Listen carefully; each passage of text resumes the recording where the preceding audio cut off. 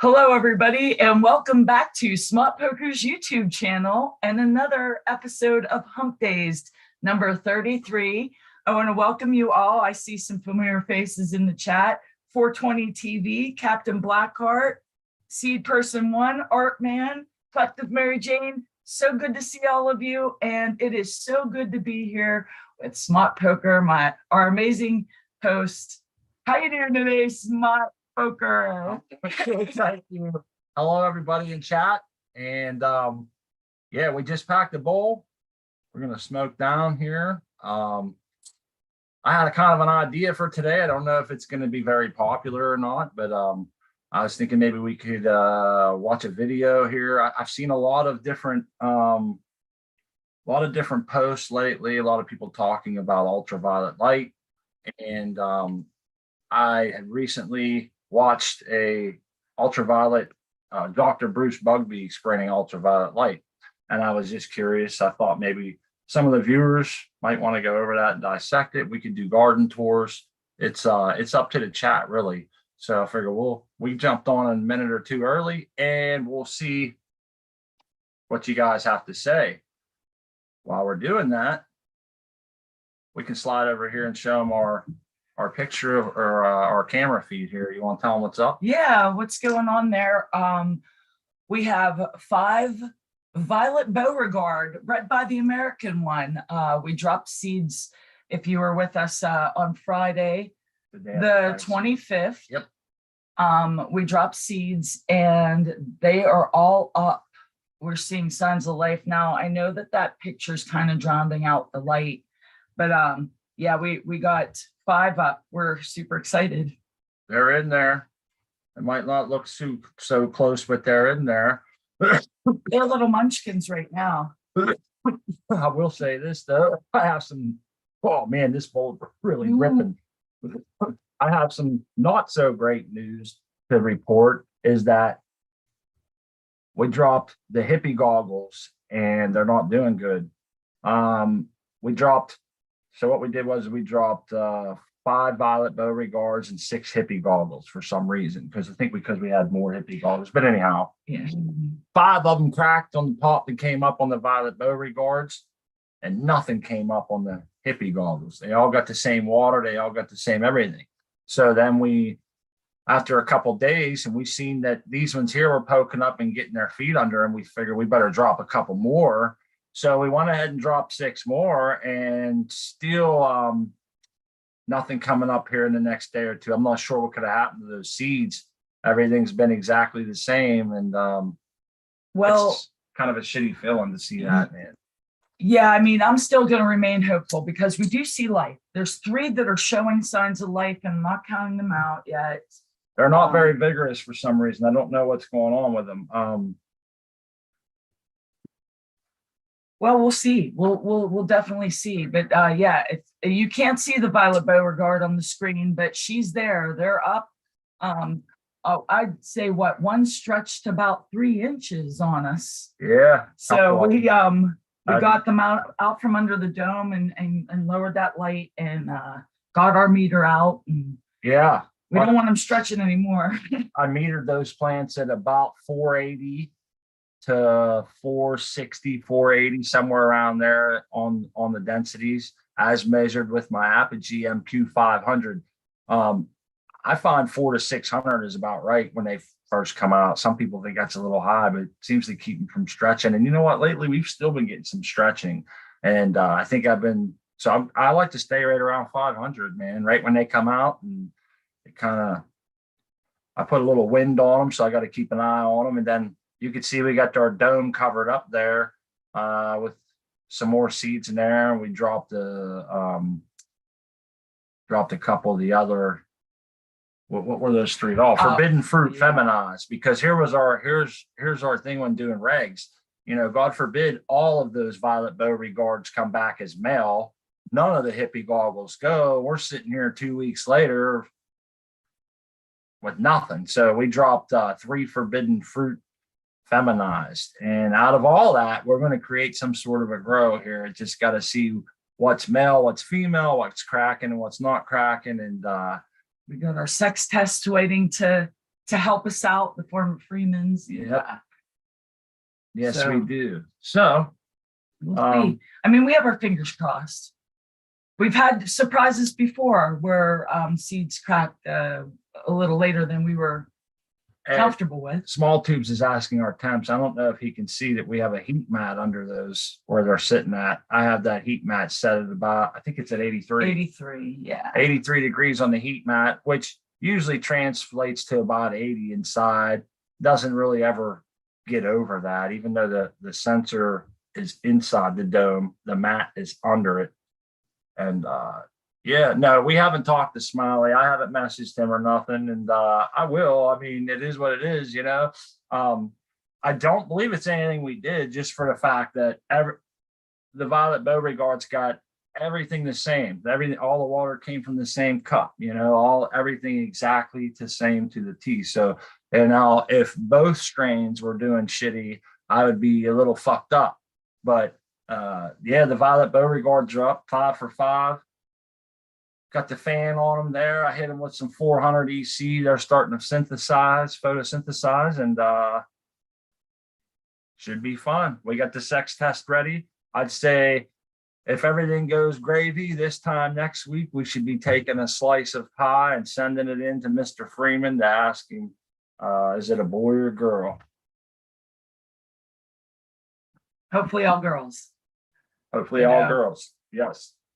We like to remain hopeful, you know. I like to remain hopeful anyway. So optimism is key, huh? Yeah. It's certainly exciting, you know, a new grow coming up. Let's see if I can slide over here. Well, you know what? I was thinking maybe later in the show, I'll take my phone over so we can get a closer look. I might be able to go in with my phone. That's a great idea.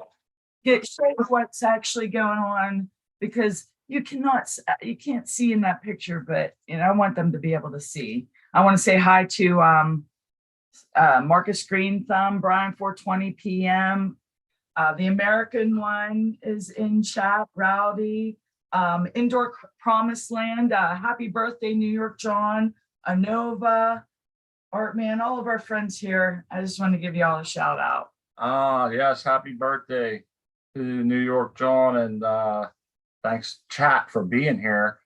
Let me go turn my phone ringer down and see how things are going over here. I don't know if you should put the link in chat just in case someone wants to. Oh yeah, the link's not in chat. Yes. Yeah, I just noticed. I wanted to. All right, hold on. If you want to show off your gardens. Yeah, let me get it up there. I'm sharing the screen. This ain't the share screen. We do. It wouldn't be a show if we didn't have some technical difficulty. Oh no, it's good. I got it under wraps here. I'm on it, man. What's the old saying? Like Carter on liver pills or something. Oh, there's so many things. Or that, like white on rice. Oh. Oops. Yeah.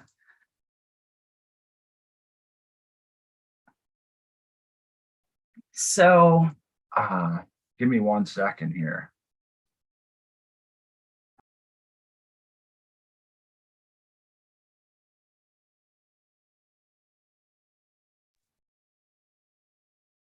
All right, I'm coming over now. I got all this. Sorry about the dead air there, everybody. We're going to put the link up there. Somebody wants to come on. I'm thinking we can get into some kind of a conversation here while we're waiting for somebody. Let me go over here and see if we can watch a little bit of this video. I have a 11-minute video here. I think everybody should watch at least once, especially if you're entertaining a light over UV. So I'm thinking I should be able to play this and the crowd out there can hear it if I mute myself. I'm Bruce McBee, president of that, professor of crop physiology at Utah State University. In this short video, we're going to talk just about UV photons and what they do to plants. Apogee makes a couple different sensors for UV. It makes the SU200, which is just for UV. Some of the extended range now start to measure UV. And most importantly for UV is a spectroradiometer. And they're so I'm going to have to switch it back around. Yeah, I don't understand that. Who knows what I did wrong here? That's okay. We'll get it. Yeah. We're messing around, seeing what's up. I'd like to be able to share a video and talk about it. Yeah, there was another Okay, here we video. go. Yeah, We got okay. it now. It's up there. Let me be quiet so we can hear him.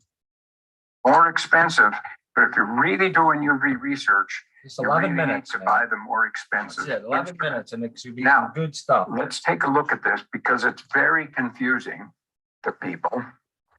Here's our, what we call the electromagnetic spectrum. And the two key points are 400 and 700 nanometers. And this is visible light, and it's been well discussed in previous videos.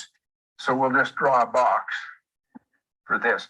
Now, as everybody knows, these colors have different effects on plants. They're not all equal, but for photosynthesis, they're close to equal. Suddenly, right at 400, we call this UV light, but the wavelengths of UV are very different. And so we give letters to them, and let's put UV in blue. So if we go to 320. Now, some people say this is 315 nanometers, but the transition right here, this is called UVA. And it's just A, the letter A, because it's close to the visible.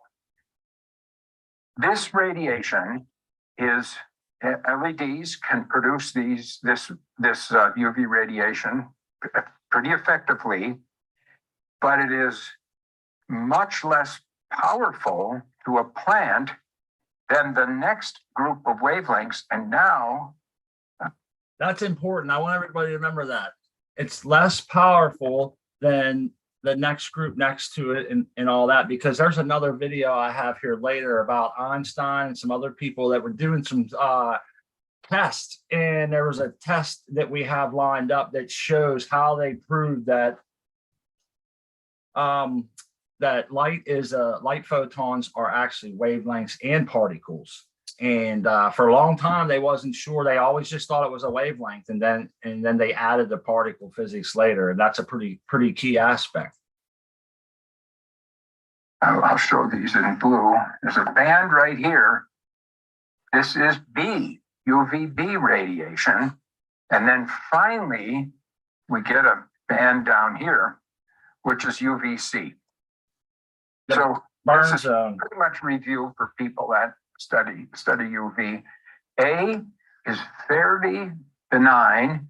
B is a lot more powerful, and C is really powerful, very damaging. Let's take a look at two things. How much of these wavelengths are in sunlight, and how do those photons cause sunburn? Because we know that sunburn in people is caused by these. So let's take a look at sunlight first. I'll put that in yellow.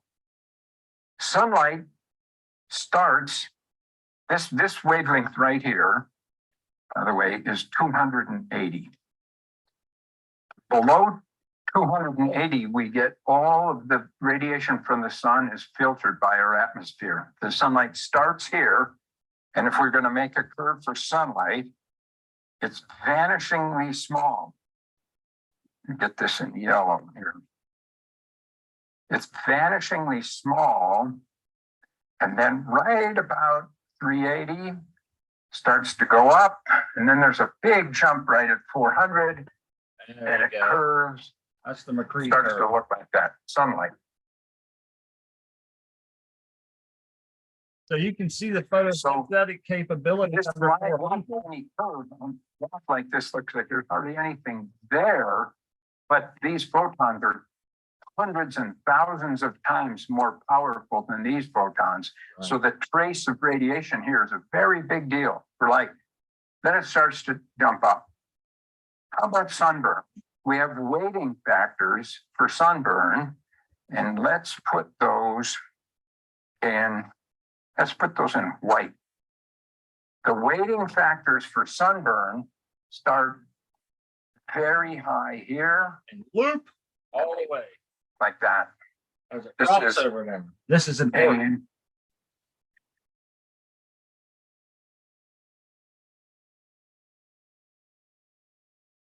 this is called the erythemal response curve, and a huge rating factors.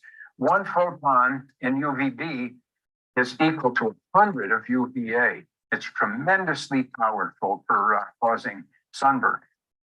The glass in greenhouses filters out pretty much all of the UVB. So if you worked all day inside a glass greenhouse, the glass is kind of like SPF 60 in terms of the sunscreen effect.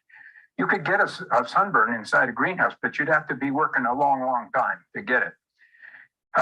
So these photons are not at all the same, big weighting factors. And you can see why you need to know, are you on this curve? Orders of Are you- magnitude more energy. Are you here on the curve? Are you right there? Are you right there? Enormously different. How does this look for plants? This is the erythemal response curve. When we graph this for plants, the curves look really similar to sunburn curves. There's a series of plant growth curves, depending on what we're interested in. Some are DNA damage, but they all come down something like this. And the exact shape is important, but they all exponentially decrease. UV is so damaging down here, we want to use it very sparingly, but up here, it can have some beneficial effects. There you go. It can help make plants tougher. Plants make their own sunscreen. So you give them some UV, they synthesize pigments in the leaves, and they protect themselves against UV photons. So that's a beneficial effect. But these photons in here that are close to the visible light can be beneficial to plants, and we can use them in various ways.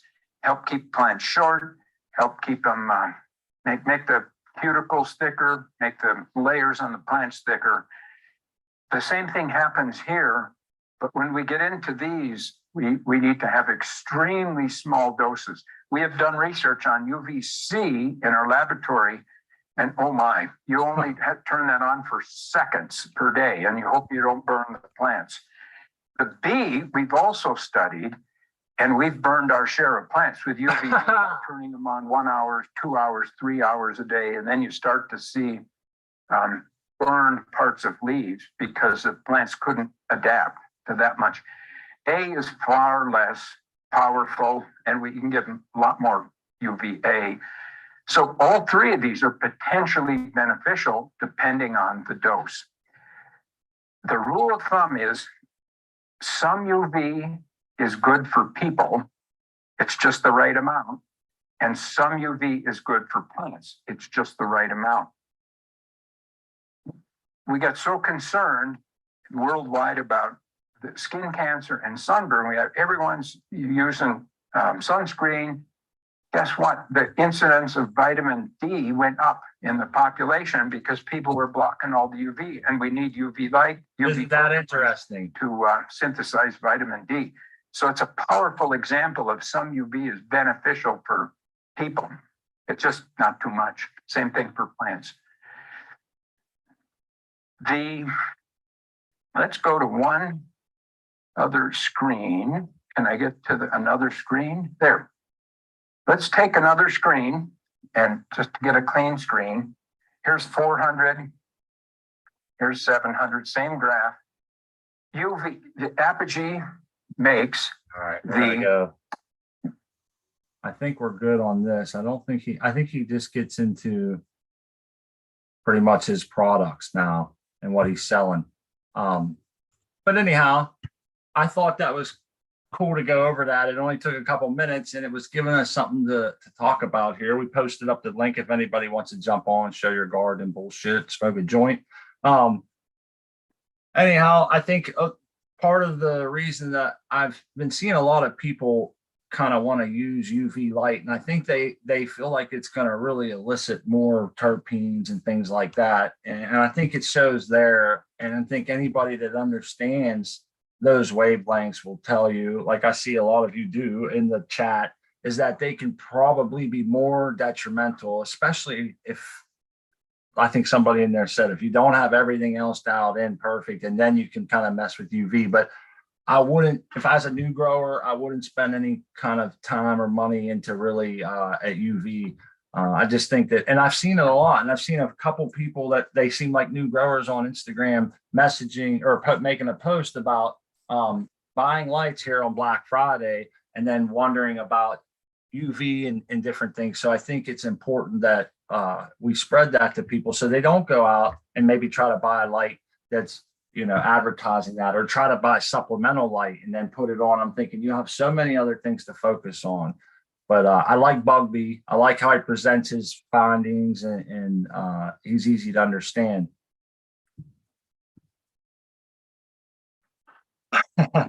And yeah, that's cool. See, Show Enough says he's pretty high.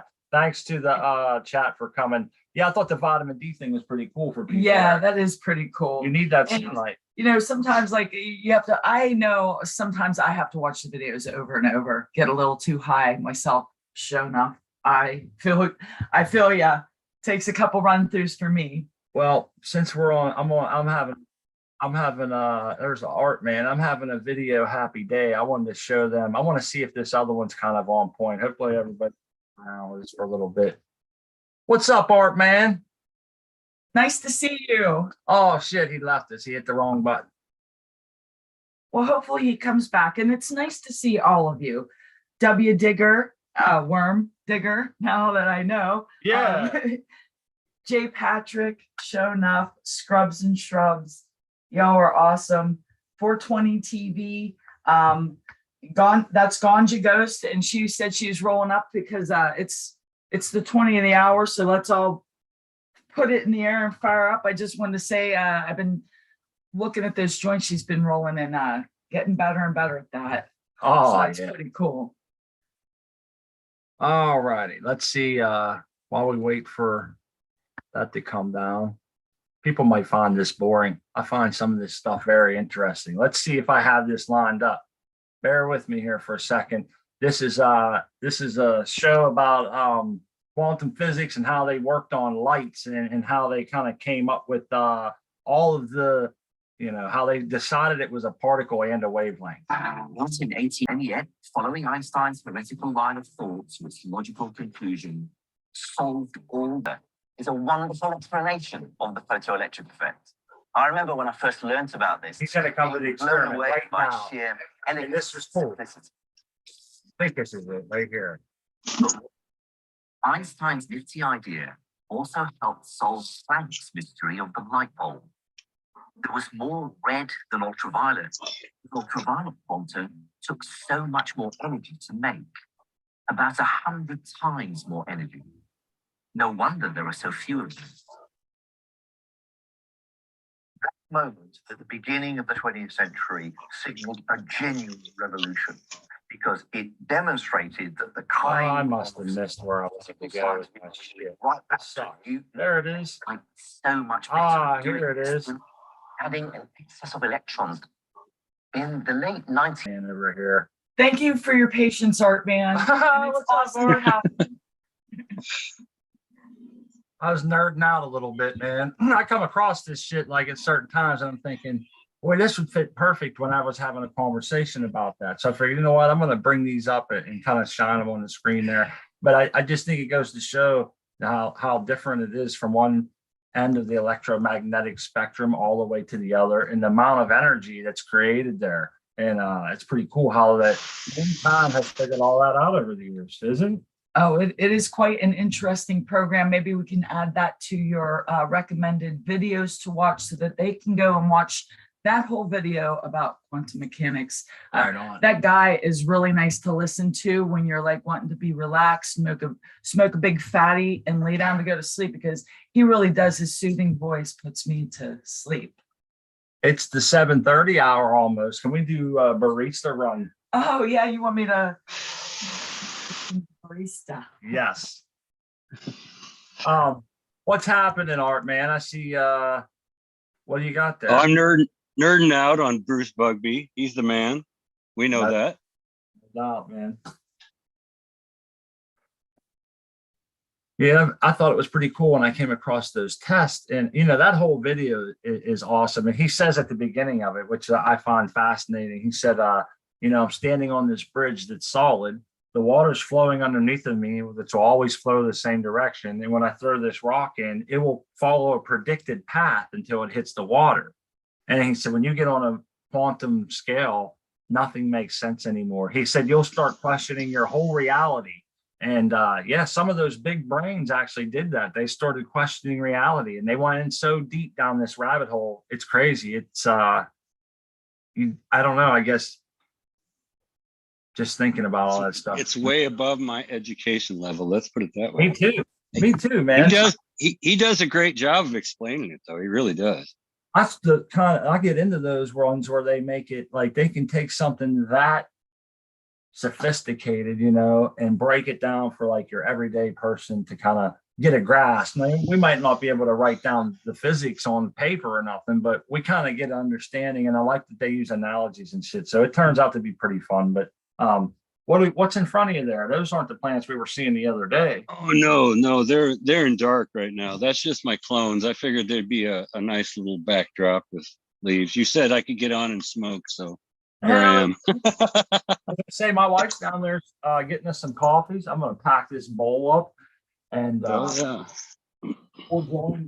join you, brother. Absolutely. All you people in chat too. Yeah, man. I wanted to mention that if you're in the Grower Love giveaway, they had a big snafu with the program that they used to do the drawing. Wouldn't let them access it as if their code didn't work or something. So they said they have to, the administrator for the site, Jordan J, said she's going to contact the people that run that and hopefully they'll announce the winner. They'll be able to push the button, run the algorithm and announce the winner tomorrow. So there was like 7,500 entries. If you're one of those or 70, yeah. I got two. I got two in. I got 75. I think the max. I know. I think the max is 80, crazy. man. If you actually watch the video and do everything, the max was like 80. But anyhow, that's over at cocoforcannabis.com. Shout out to them. We're proud to say that cocoforcannabis.com as well as growsponsor.com are official sponsors of the Smart Poker YouTube channel and our two shows here. And we like to give him a shout out as much as we can. Doc's a good guy and always looks out for us, for the channel, and for as many, whatever he can do in the community. You ready to blaze Yeah, down? he was in there today. He was in it for a while today. Had a nice conversation. Yeah. Oh, he was in the chat over there. Yeah. Cool. Yeah, he tries to get in there. I think that's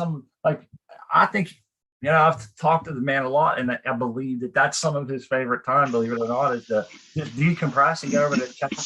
And a lot of times he always says, like, I would love to stay and get into this, like, but I got all this work to do, And absolutely. It was photosynthesis last time. That's my big dive right now. And you know what, Art, man, I'll be the first one to say that a lot of this shit that I try to talk about and go down, it's not really, how do I want to say it? It's not something we need to know we don't need to know all that about light to put a light over top of your plant and grow it. But I get curious, man, and I start digging, and I find all this shit to be quite interesting. Absolutely. But I don't need to know that shit. Nobody does. It's just fun. Absolutely. You got it. Fire up. Fire in the hole. Art, what cultivar are they looking? That chat wants to know what cultivar that is. That is the Flow OG again. I got that. I'm always going to save it, but I'm going to jump to another strain. I got Jack Green Stalk, Velvet Punch. I called him Greenhouse on the video. I told him about it and he laughed. It was funny, That's all right. But anyway, I got his Velvet Punch coming up. I'm going to do some clones. I'm probably going to fill that room with his. Okay. That's awesome. Yeah, tell me about it. It'll be great. He loves that Velvet Punch. You know, we grew that Tropicana purple cookies, which was a cross of purple punch and Tropicana cookies. And I didn't like the structure at all. And I was talking with Fumador from Fumador and the Flavor Show. And he said that he's often heard a lot of people didn't like the purple punch. It let them down. And so after seeing that grow, I got to admit, man, I got a little bit of a sour taste in my mouth for that strain now. But that's not fair. But it's just how it is, you know. Right on. No, he'll get an idea in his head and he doesn't like it, and it sometimes takes a lot of wrangling to get him back to. I personally love the smell coming off of that Tropicana purple cookies. It's very fruity. It does have a good smell, but it's so leafy, man. Even after trimming, I when you pull it out, like, I don't know. It's a tough one to work with. Maybe it's grower error. I don't know. The one break beside it did really good. You got hard buds. So it makes me think that, you know, it wasn't lack of light or anything like that, obviously. Well, if it's seeds, it could be any of different, you know, any of a number of things. So they're never exactly the same. So yeah, it's seeds. Well, it was 3 different plants in one tent. That one was the sativa dominant or whatever you want to call it, I guess. And plus, I'd like to mention that plant, the Tropicana purple cookies, did well right from the start. She really didn't give any of the problems like the GMO and the Cali Kush were a little bit slower, gave us some trouble in the beginning. So that was the longer veg time because we were waiting for them to just get on board. Let's go, ladies, you know. And when we were taking apart the root ball, that Tropicana purple cookies roots were so tight. I had to have Smart rip them apart. I couldn't. It felt like I couldn't do it.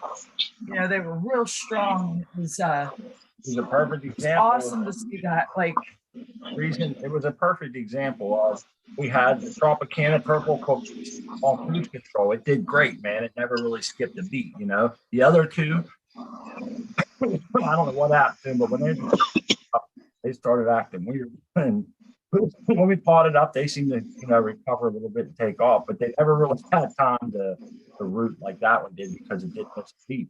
And so that just goes to show, you know, if you want a quick veg time, you got to be. That's why growing autos is hard for a lot of people, because you got to be firing on all cylinders, especially that first 20 some days. There's really not much room for error. You don't get time back. You can't just make up for it, you know. And I'm not one that would just keep vegging to make up for time. That pisses me off. I want to get my plan up, get it going in 30, 35 days, flip it and let it be gone, you know. And if I have to spend the extra 10 days because I fucked up and I got to nurse it back to health, it burns me, man. So we do everything we can to like mitigate all those factors, and sometimes complacency can be a real bitch, but this one here's going good. Them Violet Beauregards, I hope at least one of them is a female. Yeah, they're going good. Well, that was my whole problem with autos. You know, I didn't get them going from the start, and, you know, it kind of sets them back. But if you damage or you have a bad time with photos, you can veg them back into health. So yeah, there's the difference.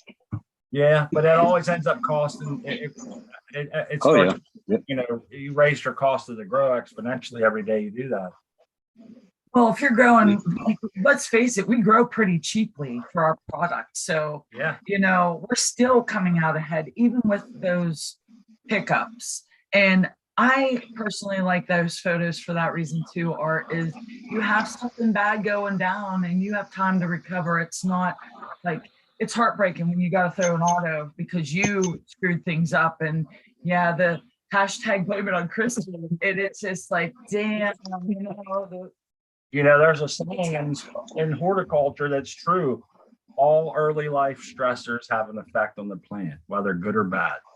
So, you know, and I'm a firm believer in there is no good early life stressors for a plant. You know, if you want to dry back your plant and shit, for us anyhow, I should say, we don't do that until later in the grow. I get everything trying to be as perfect as I can. But once they're in flower, I kind of will, You know, I read a study. Boy, I wish I could bring that one up on the computer. It's on my phone. I got to learn how to trade these, because there was that what the hell? Where was I going with that?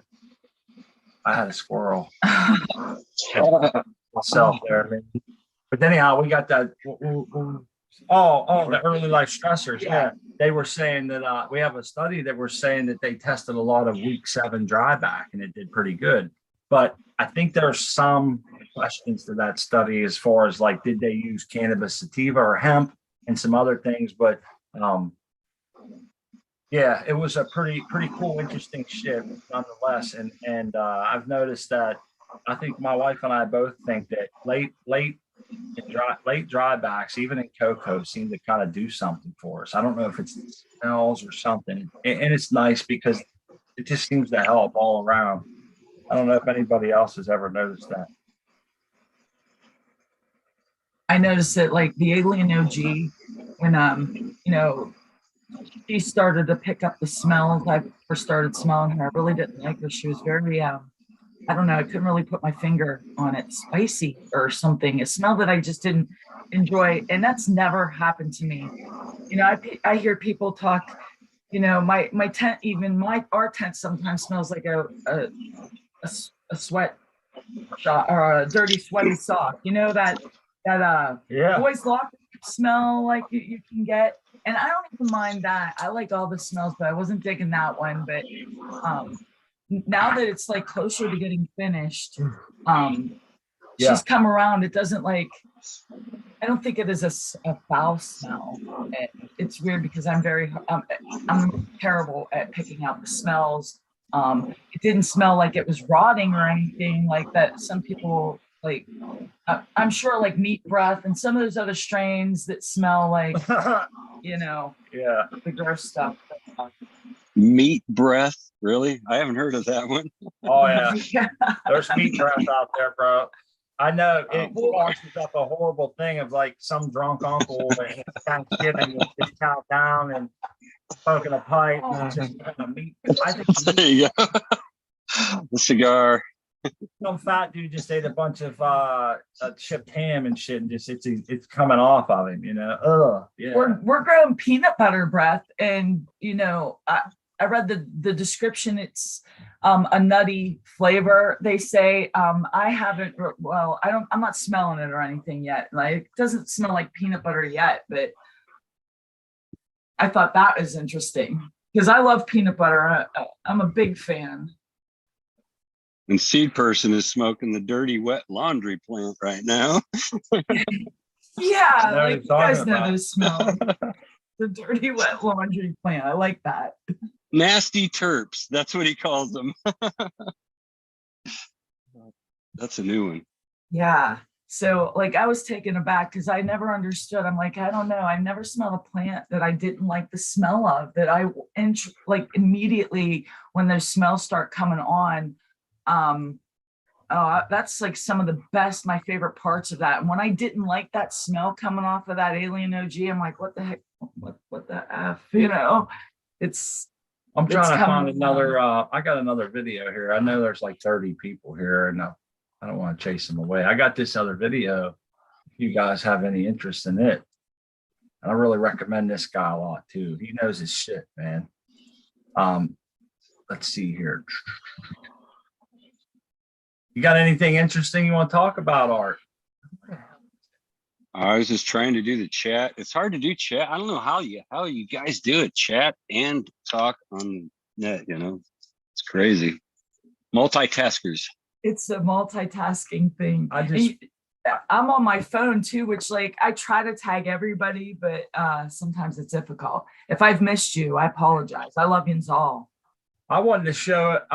You know, we all know that silica isn't a essential nutrient, but I think it should be, man. I've grown without it and I'll never grow without it again. And I think a lot of people misunderstand that part of the mixing whenever, and I was trying to look for this guy. He really, yeah, this is the video right here. This dude got his shit down. It's kind of, I don't want to say it. It's a little bit of a boring video. I think It's about the same, maybe 11 minutes. We could pause it a couple of times, but he goes over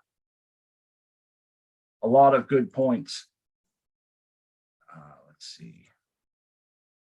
If anybody, does anybody in chat have any interest in talking about armor size? Or I'm sorry, silicate. Armor size is what I use. I don't know why I always reference it that.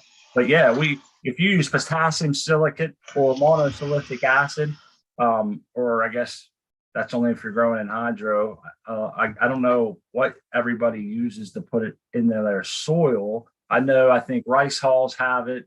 Horse fern, when composted in, gives silica. Wollastonite as a aeration and or drainage gives off some silicate. I'm trying to think of other ways they get it in soil, but anyhow, it's a very misunderstood thing. I personally didn't understand it until recently, because here's something that we do as hydroponic growers. And when we mix our nutrients, we take our water, we put our silicate, most of us put our silicate in, and we wait an hour, because, and the reason we do that is just because it's a hard thing to force into the solution. And this guy kind of helped break down why it is the way it is, what we're using it for, and how it changes when it's what he calls rehydrolyzed, I believe, is when you add, it's kind of like Clorox in my mind. Clorox is a very stable product until you mix it with water, you know, and that's the cool thing about Clorox. It's mostly stable in the form that you buy it. Once you mix it with water, it's a lot better to clean with, you know, or put on your poison ivy or whatever you do with it. And yeah, so this is a pretty cool video. This guy, hopefully everybody doesn't take off running. Bear with me here. You mind watching this with me, Art, while we smoke up? Go right ahead. It's only a couple minutes. It's 13 minutes, and we don't have to watch the whole thing. But hey, man. Before you do that, yeah, I wanted to tell you now. Last week, I was on the show. You suggested I move my reservoir because of this big cluster of electrical outlets. Well, I moved it over, and I got a little railing going there. So things are going to change a little bit. So if somebody gives you a safety advice, take it. That's awesome. That's good to see. Dude, I almost feel guilty now. Like, you did that word. I wasn't picking on your shit or nothing, man. It's just, when I see that, it always strikes me. And another reason, Art, is just because I work in the plastering industry and shit. I work around a lot of electricity and barrels of water and shit. And it's just, I always look for that type of stuff, man. There's been lots of times where I was standing in a messy area with water and plaster, soup all over the ground. I hit the drill and I could feel it in my elbows, man, especially them old drills. I've done that. Well, I was a millwright and a union carpenter. I should have known better. Honestly, I had all kinds of training in that stuff, you know, OSHA training, yeah, man, all that kind of stuff. So I should have known. Thank you. Yourself thinking, damn, man, someone had to point that out, and here I am. Exactly. You know? No, we did that too. And then when Smart realized, he's like, oh my goodness, look what I did. Then we had to move everything. Oh yeah. Well, everything else I have is pretty much in line. So that was if I can adjust it a little bit and save it, that's good. All right. Roll that beautiful bean footage. There we go. Roll the video. Do you remember that? The dog used to say that for the baked bean commercial. Bush's baked beans. Yeah. Roll that beautiful bean footage. Nobody ever believed the dog talked. All right, here we go. This guy's kind of boring. I don't know if they can hear me over top of him, but I might be able to interject a little bit. Landis, I am the owner of scienceinhydroponics.com, and today we're going to be talking about a very interesting topic. Oops, hold on.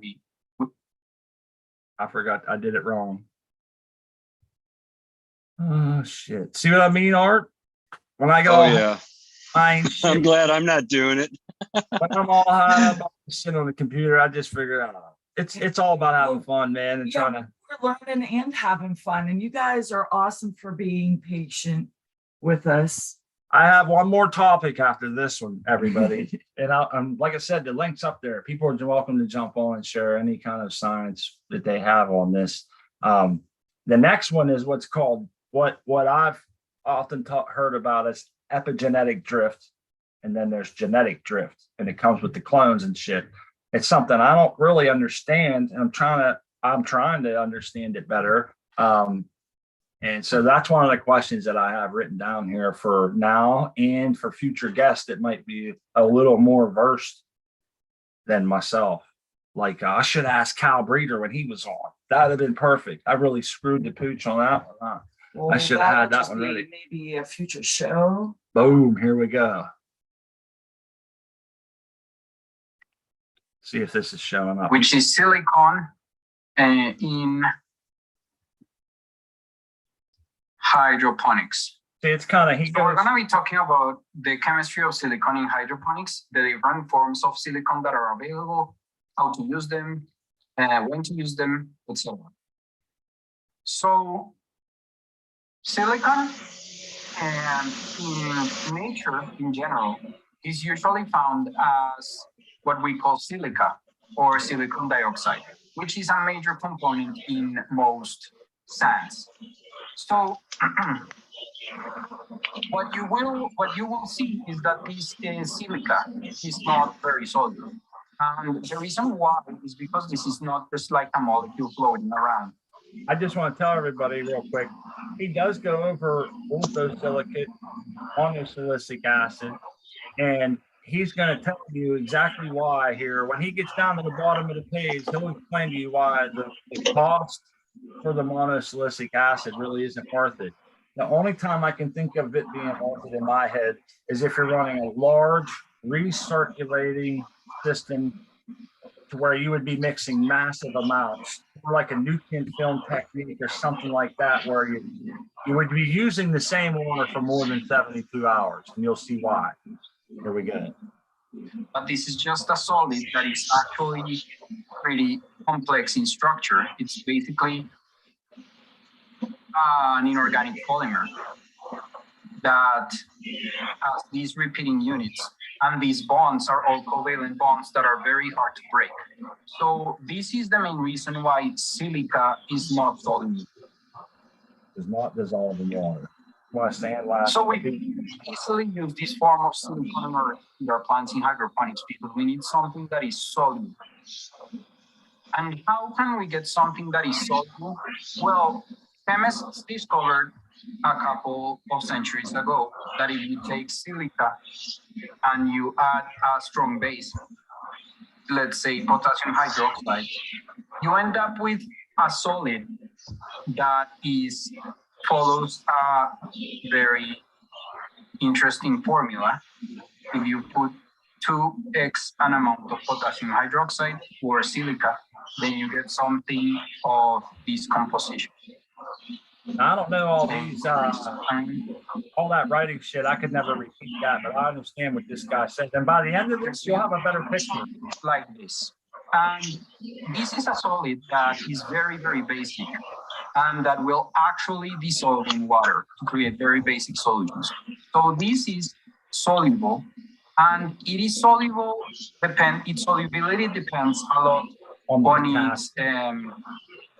its K2O to SiO2 ratio. So on the ratio of these two things that we have here, the more potassium you have, so the more base you use when you make this, the more soluble the resulting silicate, which is what we call this medium.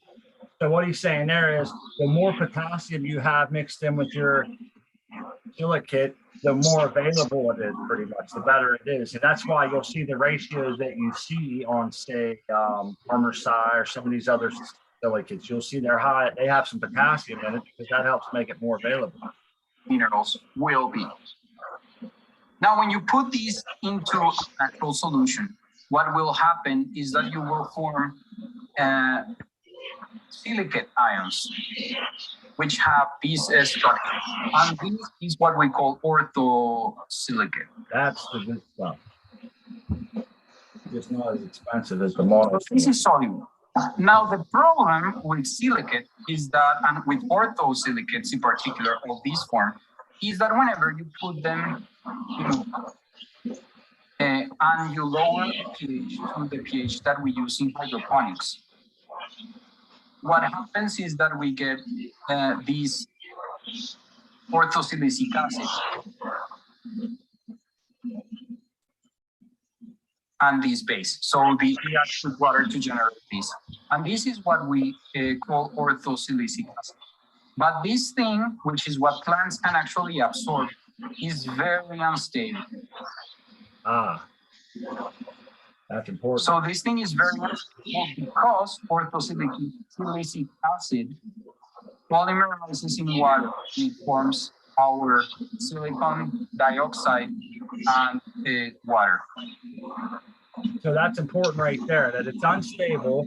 When we rehydrate it with water, it goes, after a while, it goes right back to the not soluble silicon dioxide like he has in the first line. It has covalent bonds that are not soluble, not easy to break. So he'll go on further here to explain. So what happens is that if we use a silicate and then we lower the pH to, let's say, 5.5 to 6.5, then we get this orthosilicic acid, very unstable, and it basically polymerizes to reform the silica that it comes from. So this has that particular problem. Now, chemists have tackled this issue by doing using this molecule that I'm drawing right now, which is what we call choline. Choline, choline, choline. And this is usually balanced by a chloride. So these chlorocholine can be used to create a stabilized form of orthosilicic acid. And this is actually carried out using, you don't start with silica, but you start with silicon chloride, which is very reactive, and that you can react with this choline. And you actually need to do this reaction in dry hydrochloric acid at temperatures lower than 40 degrees. And then what happens is pretty interesting, and there's not much literature about what actually happens here. But what most likely happens is that you get a reaction between the silicon and this choline, where the silicon basically displaces this OH that gets protonated at very low pH values, and we are in concentrated dry HCl. So we basically get these. I just want to tell everybody that what he's explaining here is when they add the choline, they put it in dry hydrochloric acid and they do it at temperatures real low. They're making monosilicic acid. And you just heard him say there's not much literature on all of this. This structure, and we get a silicon that is, for example, like this, that has different degrees of substitution with these choline groups. And you can also get, in some cases, you can probably also substitute this end of the molecule to get something like this. So you get silicon molecules of this sort. And then when you hydrolyze this, so you react this with water at -10 degrees Celsius, and then you do it with additional choline, then you get what we call the choline stabilized orthosilicic acid, which probably has a structure like this. You probably have some molecules. That's your monosilicic acid right there. OHs that you would not. The reason monosilicic acid is so expensive is because that whole, when he started with choline up here a little bit further and did this whole other line, that's all the process you have to go through to make monosilicic acid. And he's going to go through here and finish it. Normally have. That's why it's so expensive. In your regular orthosilicates and your regular orthosilicic acid. But the difference is that now this group that you have here will prevent the polymerization from being very effective, and this would indeed keep the orthosilicic acid in solution.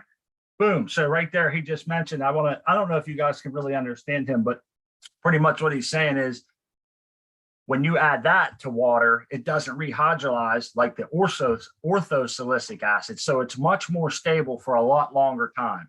So This is why it's called. I just want to add the expense of that's pretty much what you're paying for. You're paying Given for the that. longevity of that, more soluble. And it's you're right. And that whole process right there, I could be wrong, but I believe it has a patent to make the monosilicic acid, or as he's calling it, chlorine stable orthosilicic acid. It's the same thing.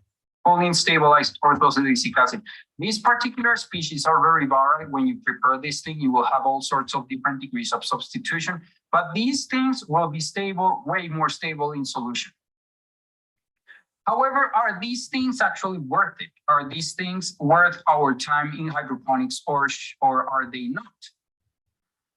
Well, the truth is that going through this process, as you can see, is very expensive. And as a matter of fact, the general orthosilicates that we use, which are, for example, commercially products like AgCl 16H that contain 52% of silicon if we express it as silicon dioxide, or if you prefer 24% of silicon expressed as silicon, are actually pretty cheap sources of silicon. They also contribute around 32% of potassium as potassium oxide. So they also give you potassium when you add them. Boom, right there. So that's a good thing to know. People always tell me that they're going to stop their silicon after they've built the architecture of their plant and veg.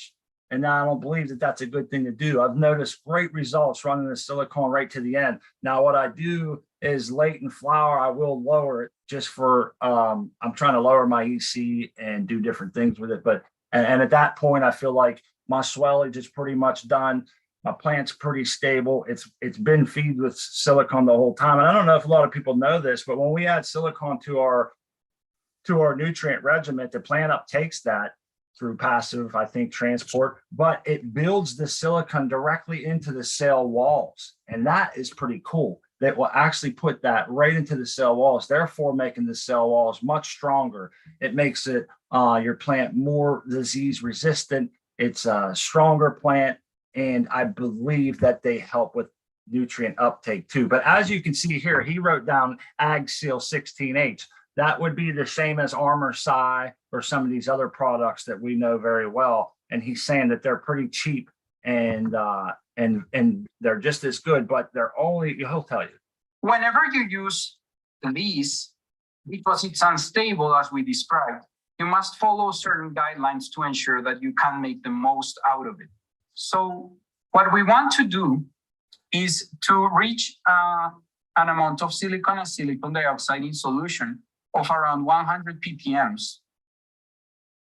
Or if you prefer this expressed as elemental silicon, this would be around 46 ppms. And this will contribute an amount of potassium of around 51 ppms. So if you decide to use AgCl 16H, then this means you need around 0.7 grams per gallon. And we have known these can be pretty unstable. So this is what you would want to do in something like a drain to waste setup, but this can be very unstable. So you want to do between 0.1 and 0.3 grams per gallon if your system is more unstable. So for example, if you are in a sort of NFT system, you would want to do way lower. Now, it is also important to note that root applications of silicate are way more effective than foliar applications. So if you are going to be applying an orthosilicate in the form of orthosilicic acid, once you lower the pH, then you need to do this you need to do this via the roots because the foliar is not going to be as effective. Another point is that you need to add this first. So the silicate is always added first when you prepare a nutrient solution and you want to use silicates, you will add the silicate source first. And the other point is you usually want to use in less less than 72 hours. That's important. You want to use your, Why? Because it is unstable. So we want to use this fairly quickly. If it's not going to be used so quickly, then you want to use a lower concentration. So if so that's important right there. If you're not using monosilicic acid and you're using AgSeal or a different product that's orthosilicic acid, you want to use it in 72 hours or less. And if not, I'm not sure if he goes on to say that, but if not, it repolymerizes back into the not soluble silicate that you see in the very first line. And he also mentioned there, I don't know if everybody caught it, if you do say you're going to leave and you're going to go away for a week and you run silicon, you want to back that way off during that time because it will polymerize. And then that's what plugs up your pumps. If you're in hydroponics, you'll have precipitated fallout. You'll see sand pretty much in essence in the bottom of your reservoir. And if you've ever seen that, it's because of that. And another thing to mention is if your pH gets out of whack, I believe it will exacerbate that problem and make it happen quicker because as he had mentioned, it's only orthosilicic acid when we drop the pH. So he also mentioned there that he adds it first. I think this is important because it's important to note that what I do with ours is our tap water comes out at like a 7.75. If I add my potassium silicate, which is what I use, same as here, when I put my potassium silicate in, it skyrockets the pH. That's not really good because it doesn't put it into the solution as well, like he mentioned. When we lower to at least 6 or 6.5, maybe a little lower, you're better off. It's more, I call it soluble at that rate. So what I always do is I take my tap water, it comes out of the tap at a 7.75. I drop it to like a 5. Then I add my potassium silicate. It raises it back to like a 6.5 or maybe like a 6.8 or something and keeps me more in that range. If I didn't do that, I would be all the way at the top of the scale at 10, and it would really, that's not a very soluble place for your potassium silicate to be. if you're going to do an NFT system where you're going to run this for a long time, then you'd better just do 0.1 grams per gallon and just replace this every, let's say 72 hours. You will be adding 0.1 grams per gallon so that you can keep the concentration going with time. Now, if you are going to be doing a foliar, then you can do the 0.7 grams per gallon, but you need to adjust, remember, adjust the pH and make sure that you use either nitric acid or HCl to do this. Why? Because whenever you adjust it, if you adjust the pH with phosphoric acid or with sulfuric acid, then it will be less effective as a foliar. So we want to do the adjustments with either nitric acid or HCl whenever you use this as a foliar. If you're doing the root applications, it doesn't matter what you use to adjust the pH, but what will happen is that in either case, you will have this instability. If you want to use the choline stabilized orthosilicic acid, which that's here he's referencing the monosilicic acid again, or Power Psi, I think is the ones that have the market on that. which is what products that refer to them as orthosilicic acid usually have. And bear in mind that there is currently no peer-reviewed literature that shows choline stabilized orthosilicic acid to be superior.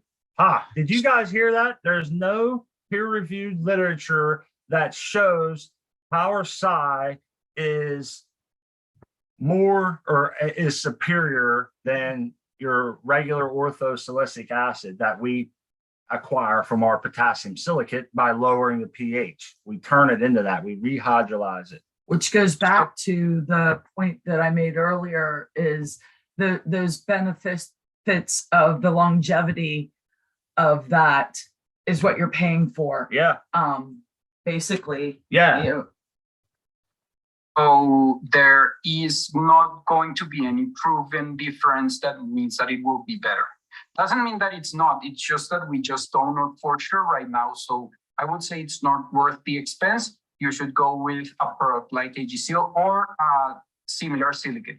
If you're going to be sourcing your silicates through like directly from a manufacturer, make sure that you always look at the potassium oxide to silicon dioxide ratio, because the more potassium it has, the more soluble it will be. So the easier it will be to work with in hydroponics.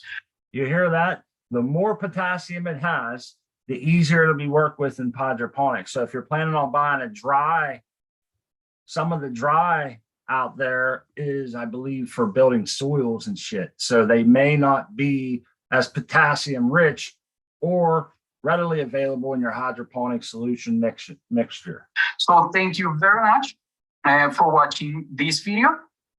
I hope you enjoyed it. All right. Cheers to them. So how, like, what is the big price hike in the two? I mean, is it worth, you got to ask yourself if it's worth. I got to tell Art, man, hey, I had to mute you, buddy. So if you can hear me, click the unmute button for me. I'll be right back.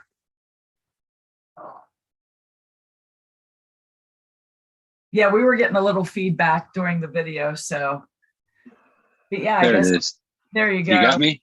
Yeah, we got you. Okay. I hope I wasn't making unnecessary noises.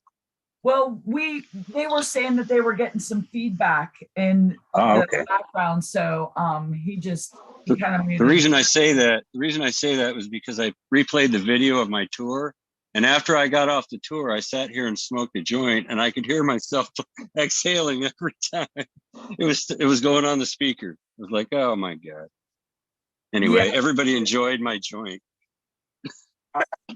So, well, I guess after all that, Art, man, let's get down to brass tacks, as they say.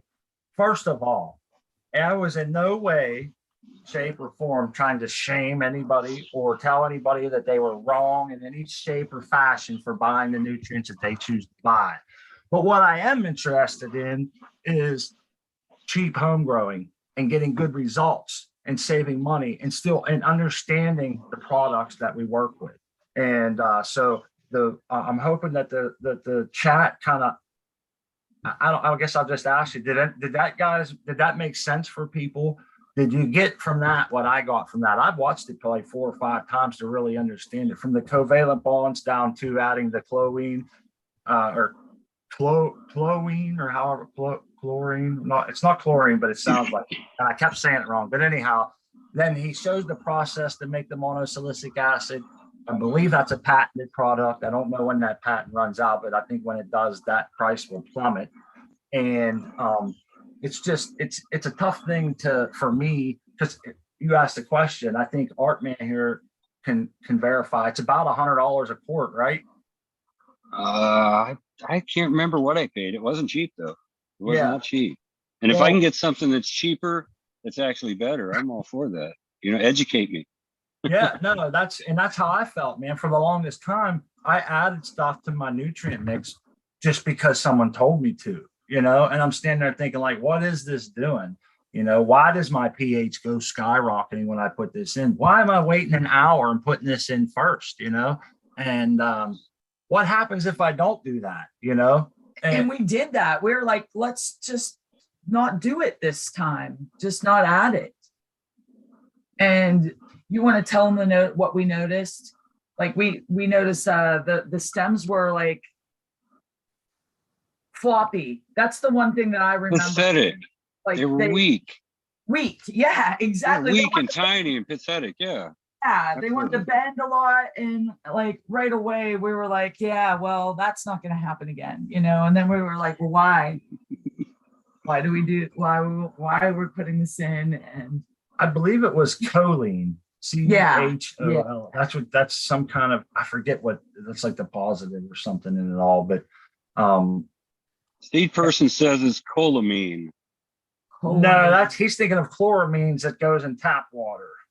No, he didn't have an R, but anyway, you know more than me. You're reading it. I read that as chloramine. My bad. When I saw tap water, I was thinking chloramine. I'm sorry. See, I need to smoke some more bud. Can we pass? Yeah, I'm on it. I think that's a great idea.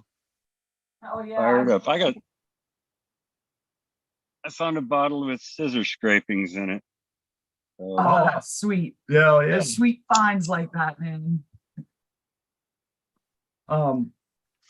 Yeah, so like I said, I found that to be quite interesting, and it really helps out, choline, that's it. I need to have somebody like Dr. MJ to dumb it down for me a little more. I'd have to watch it 4 times as well. So, Yeah, I don't blame you. And that guy has a thick accent too. So some of this stuff I'm like, and you can see he does a good job. And I want to say that the name of that web page is called Science and Hydroponics, and you can find that on my recommended playlist in my thing, and it's good. That guy has a lot of different things that he talks about. And I got to tell you, the first time Smart showed that video to me, it was hard for me to understand him too because of his thick accent. I was like, uh-oh, another Frenchy cannoli. yeah, I'm trying to understand his, but the more I watched it, the easier, his accent was easier to understand. If that makes sense. yeah, it's tough. We had to watch Frenchy cannoli. It was just, a lot. and still don't understand a lot. I don't know. It's hard with some of the accents. I really, even the British. Well, it was also hard. It was hard hearing it, you playing it over the Zoom. That was kind of lowered his quality a little too. Yeah. So it was tough. Bruce, I heard Bruce, everything he said, but the accent kind of threw me on. And I'm pretty good at understanding people with accents. So. Yeah, Bruce, he's easy. I like watching his, and I could do this for weeks with his videos. He has so much good shit. He just come out with one not too long ago that's starts off a little weird and just it's pretty cool. He goes over some of his history and stuff, but I really like Bruce Bugby. He's taught me a lot. He's easy to understand. I like because he uses pictures, as he talks, and that's where you really are able to kind of get into it. Kind of like with that guy writing down right there. He was able to write down the bonds and how they work. And I'm no chemist, but I can get a grasp, What I like about Bruce Bugby is he admits when he doesn't know. Oh, yeah. We don't currently have enough evidence to prove that one way or the other. And that's his quest, I think. Sometimes, man, especially in his early videos, his hair's all messed up. He looks like a scientist or mad scientist. That's what I thought too. Yeah, I was thinking this guy looks like a worn-out science teacher at 7th period. After dealing with kids all day, and then he's Doc Brown. Brown off of Back to the Future. Yeah, he's very relatable. Google says tap water has silica concentration commonly less than 30 milligrams per liter. Not sure if it's I wouldn't, one thing that Doc has told me before is that I shouldn't count on anything in my tap water to be available. So if you have if you have a high calcium in your water, I don't necessarily mean that everybody can. Oh, man. Put some hash on that. One thing I did notice, the guy said something about 100 ppm of silica in your water for hydroponics. Was that what I heard? 100 ppm? He's talking about elemental ppms, Art. There's a difference between elemental ppms and parts per million on your salinity count. Does that make sense? No, not to me. Anyway, I had too much weed. I'm sorry. No, that's all right. I wish I could bring up the let me see if I can find something on the computer here for elemental ppm.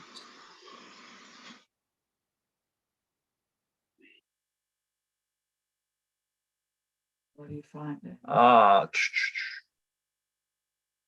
Well, another rabbit hole, huh? Yeah, well, not really. I mean, if you look on if you ever looked at like a nutrient chart, it'll have a breakdown like per gram or whatever, and it'll say here's your elemental ppm breakdown, and that's different than, so when you're measuring parts per million on your EC pen, you're measuring parts per million of anything that is salt based. So all salts will be combined in those ppms. Your elemental ppms are how much of each nutrient or whatever is in there. So you would have, say, X amount of ppms of nitrogen, X amount of ppms of potassium, phosphorus, and then all the way down to, you know, sulfur, boron, molybdenum, and all these other ones in. Got it. That's your elemental breakdown versus an overall salt breakdown, which is what you kind of do. So a lot of people kind of asked that question, and I did too, and that's how I got the answer. And then when I started looking around, I'm like, oh yeah, that makes sense, man. I see what they're talking about here, you know. And It's I the details, what it's Yeah. made of, you know. Yep, I saved one of the I don't want to say it, illustrations, but I can't take it. I don't know how to get shit from my phone onto the computer or vice versa. It's like I tried to connect them and all this other shit. I don't know how to do it, man. Don't ask me. Yeah, we've tried and it just, She forgot to tell me she put hash in this bowl, man. I took a big old lung buster and it really threw me for a loop, dude. oops, I'm sorry. That's all right. I forgot. I do that to myself, actually. Forget that I packed it with Keef, you know. It was a surprise. That's a pleasant surprise. All right. Yeah, but it can throw you for a loop, though. Oh, yeah. So, like I told everybody, the link's up there. We still got about 40 minutes, smoke a bowl. And one thing I was thinking we could go over here at the end, since I nerded everybody out Yeah. early on, is we could talk about something. And these are all things we can always get into more in other shows because sometimes they raise more questions. But Art, you've been growing for a while and you do clones and shit. And I know we've brought this up many times. I know our friend Professor Know-It-All has taken 15 or 20 generations of clones. And I've heard people say that you're going to get us a coffee. Yeah. Thank you so much. I've heard people say that there's no difference, you know, and let me start with my disclaimers that I don't grow clones. This is just something I'm trying to learn. And it sounds to me like there is no real drift. You can grow a plant and take the clones and replace the mother. If I understand it correctly, you replace the mother with one of her clones after such amount of time. But I've heard this argument that cannabis is considered an annual monoecious plant, which means that, you know, it pretty much lives, dies, flowers, fruits, everything, which means it doesn't have the genetics to repair DNA. So it does age. So even though you have your clones, somehow taking that clone resets like a trigger button or something, it seems in my head, because you can continue that long after you want to get rid of the mother and keep going. Now, this brings up a lot of questions. That's why I wish we had a breeder, Art, man. But anyhow, I brought up something here and I was curious about what the chat thinks when it comes to genetic drift or anything like that. And have they ever seen it? Have you ever seen anything like that, Art, man? Say your clones after 10 generations weren't as vigorous as the mother, didn't start producing the hardest buds like they used to at one time and shit like that. Have you ever noticed that? Not with this one. With Flow OG, I have not noticed any kind of a drift at all, any kind of a degradation of quality, the way it grows, nothing. Now, maybe it wouldn't surprise me if you go, you know, how many generations out, it might, but I haven't seen it. You know what? And I'm not here to disclaim it or prove it or anything. I'm just here to talk about it and try to understand it. Because you know what you're saying seems to be a resounding effect across the board. That's what everybody tells me is, no, dude, I've cloned it so many times. I'm like, shit, something is, you know, I guess it works well. But anyhow, I'll do a screen share here. I got up some literature and I think we can maybe click on it. Hopefully it doesn't happen. Well, here's another thing. A lot of people think you can't clone feminized plants either, but you can. Oh yeah, I've done that. I mean, some people, I don't know who put that out there, but somebody said that you couldn't. But I don't know if this is even a good place. It's Cannabis Tech. This might be total. I don't know. I just came across this when I was looking it up. And they're talking about molecular biology and shit, the basics of genetics, shit like that. But it gets down here is what is genetic drift and why genetic drift might not apply to cannabis like we think. And I think that's an important one there. But, you know, someone told me when you go looking for, I guess the way science is you shouldn't be looking for something that corroborates what you think. You should be trying to disprove what you think. Because if not, you're committing what they call confirmation bias. You're going looking for something that backs up what you already think versus the opposite. So I think real science is that way. And this is why these things kind of bring to mind the science and practice. And I like that. So anyhow, I'll read this one real quick. Recall again from some long ago biology course that cells, the individual building blocks of any organism, are small, really small. We're going to ignore the inconvenient outliers like turkey eggs. Cells make up a cannabis plant are uniformly each very tiny. A cannabis plant, or even a small cutting, is therefore thousands to millions of cells. Each cell carries a full organism copy of its genomic DNA. 2 sets of chromosomes with all their loci discussed above. Now, it's absolutely true that DNA within a single cell can get mutated over time. Background radiation is one cause of this. When an energetic subatomic particle goes blasting through a cell, it just happens to hit a DNA nucleotide square on, and it can cause breakage and rearrangement of chemical bonds.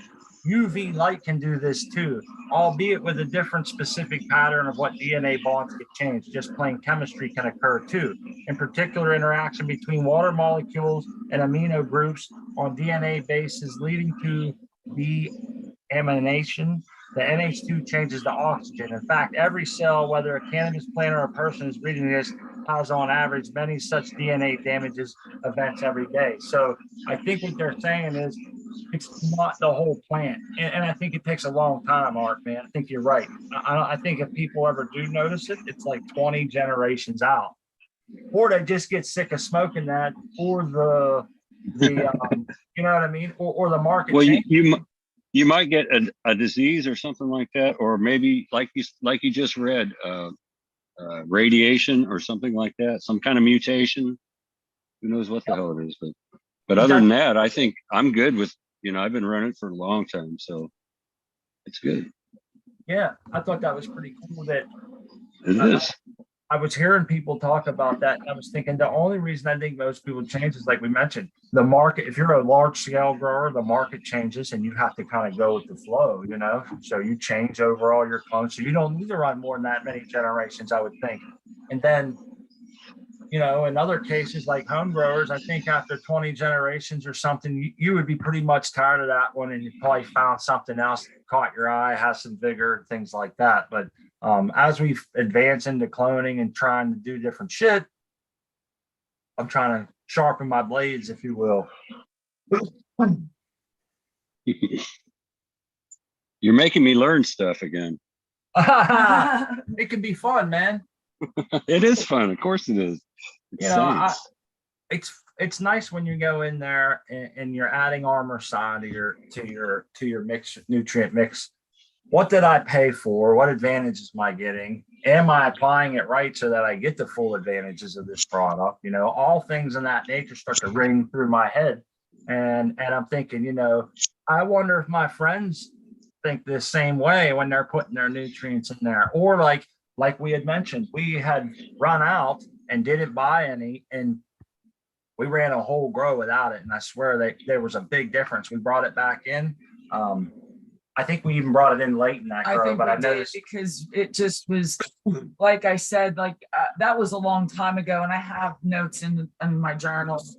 I have to go back, but one thing I noticed was they were real weak, falling over. They wanted to bend, and when the buds were real small, yeah. I'm like, what's going on? Well, and then that also, Art, man, that bringing up that UV light there. It says how we were talking about UV light earlier, and when you get all the way down into that UVC range, it's super dangerous. That's the shit that's really messing you up, and that's the whole thing. It'll bust your DNA apart and shit. Like, that's pretty severe. That kills everything. Everything. Spider mites. Everything. Yeah, I don't think it doesn't matter if it's because someone told me, and maybe this is something that the chat would know something about too, is that some hard-shelled insects can actually live through those short bursts of UV light. Oh, it only is really super affected on soft-bodied animals or insects. So maybe I'm wrong there. I mean, maybe you have a bunch of spider mites walking around blind, but they're living because you fried their eyeballs or whatever. But I'm wondering if that's how it goes. You know? I have no idea. You'd have to ask Crack Baby about that. Weed nerd. Yeah, I don't He know. does. He does UVC, I think. Yeah, he has that big bar. Remember, he was showing it on here like Yes. was that last week? But I don't know if he's ever applied that to anything other than powdery mildew, if I recall correct. I think he was trying to zap the powdery mildew. But that would, be definitely what you'd want to have if you ever had spider mites, you know? I'm thinking. Hey, there, Patrick Ropke says after F10 or back crossing a plant 4 times, it stops improving and can recede. Okay. That makes sense. I've heard some different shit. Small 2 said drift is a myth. I clone and keep moms till they're too big and start over again, roughly 5 to 8. Yeah, see, that's what a lot of people do. That's what it said. That same thing that you said, Artman, and that Small Tubes is saying is like, it's all across the board that there is none of that. And I'm starting to believe that, you know, we don't ever have to worry about that pretty much is what I'm thinking. No. Oh yeah, one of my mothers was 4.5 feet tall, and I just cloned it, and I had to cull it because it was too tall. I couldn't grow it inside or flower it inside, you know. So, but I didn't see any degradation from that either. Yeah, Brian 420. There used to be a guy on our show. There's the American one. There used to be a guy on the show there. Actually, he was on the show with the American one. You would probably remember this, Tal. Let him get his microphone and his camera, and we used to see it. Tal, Hey, all. do you remember back? What the hell was his name? I'll forget if I don't say it now. It's oh shit, Can Grows. Do you remember him? Yeah, Yeah. I do remember him. Whatever happened? We hit him up. I hit him up. Not. Well, I guess it was probably like a while now. Time is. Yeah, I can't follow time anymore. But I hit him up not that long ago, and he's still doing what he's doing, but he kind of dropped off. Yeah.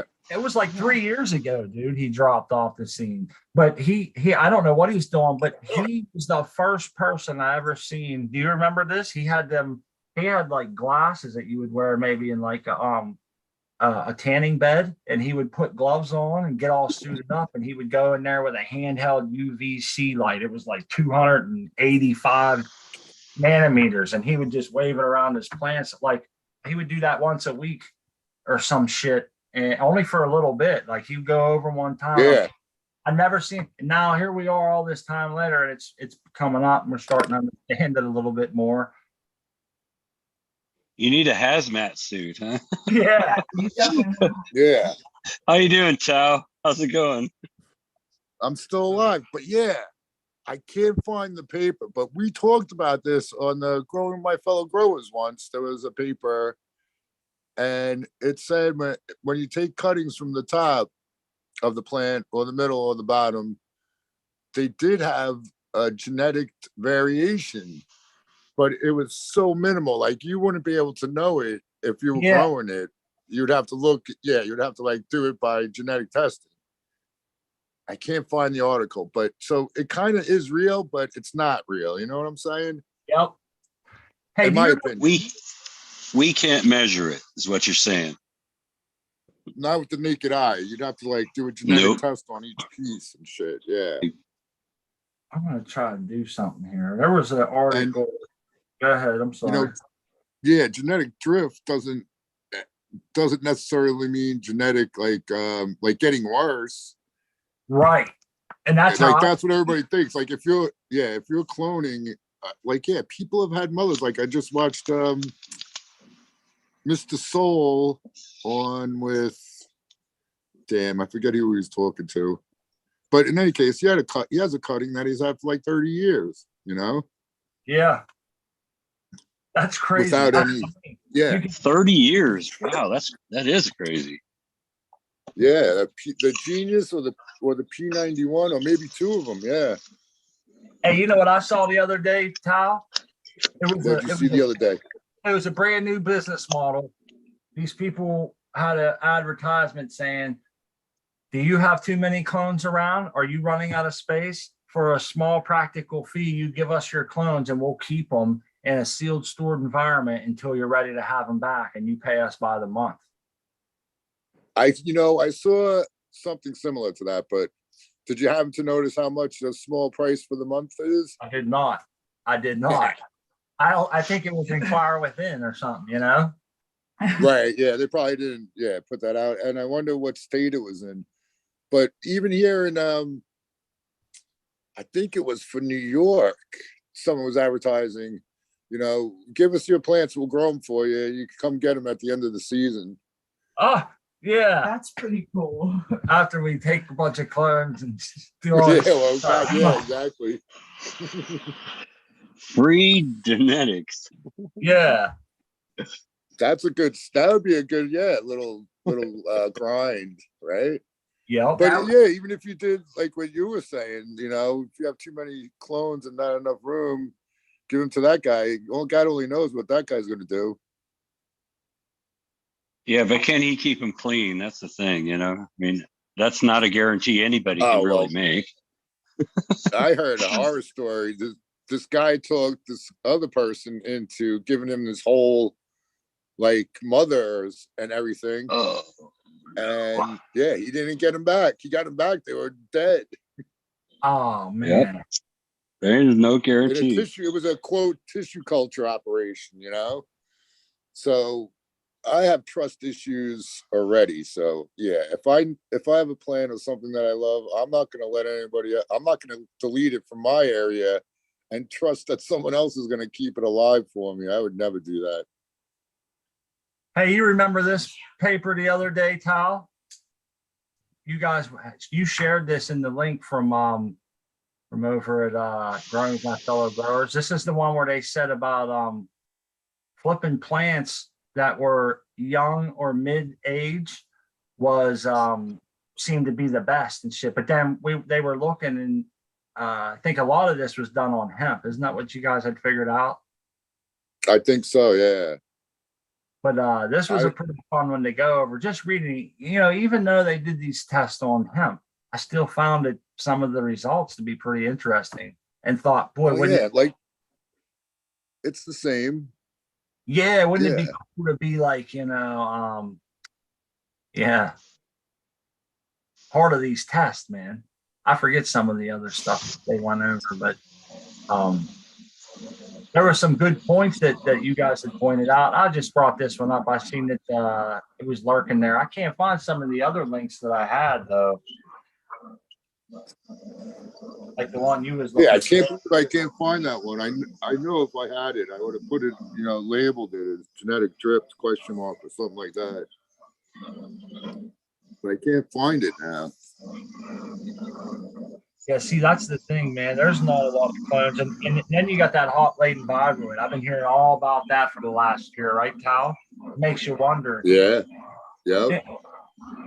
It's weird because makes me not want to take any clones. Yeah, but it comes in seeds too, so Yeah, that's what. Well, that's what I heard anyway. Yeah, that's what Matthew Gates said. Didn't he, Kyle? He said you can get it in seed and everything. Yep. Yeah, I don't know enough on that to speak about that, but yeah, you have to trust what other people tell you and all that, So right, I don't do that. Well, there was a company. For good reason. This was a pretty cool that Matthew put on his Instagram. There was a company out there that was advertising, buy this green powder from us, put water it into your plants, and it'll kill hot latent vibrant. And then Matthew. Oh yeah. Remember that he did a whole big write-up on how that cannot work. It cannot work. Total BS. Yeah, it's just scientifically impossible for that to work. He said it would be kind of like, I don't know how he I don't want to misquote it, but it was pretty much like trying to take Well, just goes to show the unscrupulous measures of some of these companies out there that prey on cannabis growers. That's the whole thing. And well, come on now. Dr. Amazo's tonic is great stuff. Snake oil. It heals whatever ails you. There you go. You can use it on your plants. Yeah, what do they call that stuff? Snake. Snake oil, yeah, snake oil. Snake There you oil. go, Yeah. snake Snake oil oil. cure everything, kids. All you gotta do is put some snake oil in your reservoir. But yeah, Tal, we got some of your plants out there. Yours, I don't know what's going on, man. We dropped 5 of yours and they all come up right away, like within 24 hours they was up. All 12 of the hippie goggles, only 2 of them look like they're possibly coming up, and they kind of stalled out on me. And they're all in the same cocoa, same water, same everything, you know? Yeah. Sometimes it's sometimes they take a little. Yeah. Yeah, I remember. there's Go ahead, one that Christine. actually came like that is above ground, popped up. She just has her seed helmet on still, but I'm hopeful because I believe you. You say some take longer. Yeah, I didn't give up on the ones that it was like 2 weeks and they came up and then they died though. Yeah, I always here's been my experience. If they're not up in 5 days, they don't have enough vigor anytime after that. I think maybe 1 or 2 seeds have surprised me after like 5 days, but after a 12 to 24 hour soak, I'm dropping them in there. Almost all the good vigorous seeds are running right up. It can't be something I'm doing. No, I know that, you get thousands of seeds, they're not all going to be home runs. And it kind of sucks, man. I hate to represent the hippie goggles in that fashion, but that's what's going on. I don't know what it is, Well, hopefully it's just a matter of time and they'll all just come up strong one day. It had just recently happened to me. Listen, so Hey, Art yeah, Man, he said he's breathing into his microphone. I don't think so. I'm not hitting. I'm not doing it's anything. the fan, I'm trying to be as maybe. quiet as me. Do you As hear quiet as I that? can The be. fan.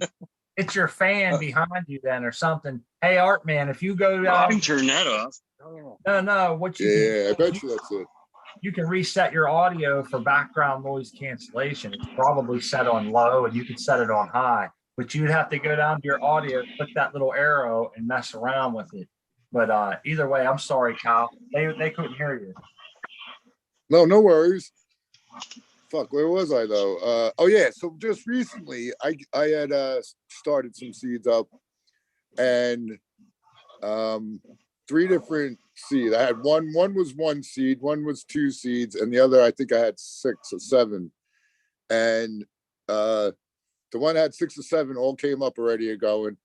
The one of them that didn't come up, I'm like, screw it. I'm not gonna leave it in the paper towel anymore. So I just put it in a container that already had a plant in it that was already growing. And I'm like, I'll just throw it in here. I'll know if a plant comes up, that would be it. And sure as shit, it came up and I pulled it out and put it in a solo cup. Damn, man. But it was like 4 days later. It was like 4, I had given up on it. It was like 4 days later. And then the other 2 there was 2. And yeah, because I'm starting to go like, I better start all my old seeds now. Because that happened to me. I don't know if I told you the stories. I had like 100 seeds and it was something that I really wanted to run through. And I tried and tried and tried and I couldn't get them to go. I tried so many different things because I had a ton of them, and none of them never came. Did you try putting like the gibberellic acid? Yeah. None of that shit was I cracked them. None of it worked. So that's when I was saying to myself, well, I think it comes a point where either they got contaminated or they're just dead. And, whatever it was, I don't even think, I think I tried putting 10 away somewhere in case what are they, like the Walt Disney guy got himself frozen. If they figure out how to do it, maybe, I'll still have the genetics there, the genetic code there to make it happen. Cryogenically frozen. That's what someone told me. Yeah, the cryogenics. Someone told me last week, I want to send you a clone. I said, that thing would be cryogenically frozen by the time it gets here. We was having a couple of I wouldn't accept a clone anyhow. I very respectfully declined, but I was thinking it would be frozen when they got here. You'd have to put a heat pack, one of those hand warmers in there or something, When you talk Yeah. about cryogenically frozen, I always think of that movie, The Vanilla Sky. I never saw it. It's a pretty cool mind bender. You ever see it, Tal? I don't think, is it with Jim Carrey? No, Vanilla Sky. It's I'm gonna have a brain fart. Tom Yeah, no, I didn't see Cruise it. and Sounds like a chick flick. I want to say Cameron Diaz plays in it with him and Penelope Cruz, I believe. They did. Did they wake up? It was all like, well, I probably ruined the ending mentioning the cryogenic frozen. Sorry. I mean, the movie's been out for a long time. Spoiler alert. But yeah, it was all about that. But you don't find out really till the end. You just think this dude's crazy. Walt Disney's Frozen. I don't think I want to. I don't know about. That's expensive too, right? Dude had to put a lot of money up for that shit.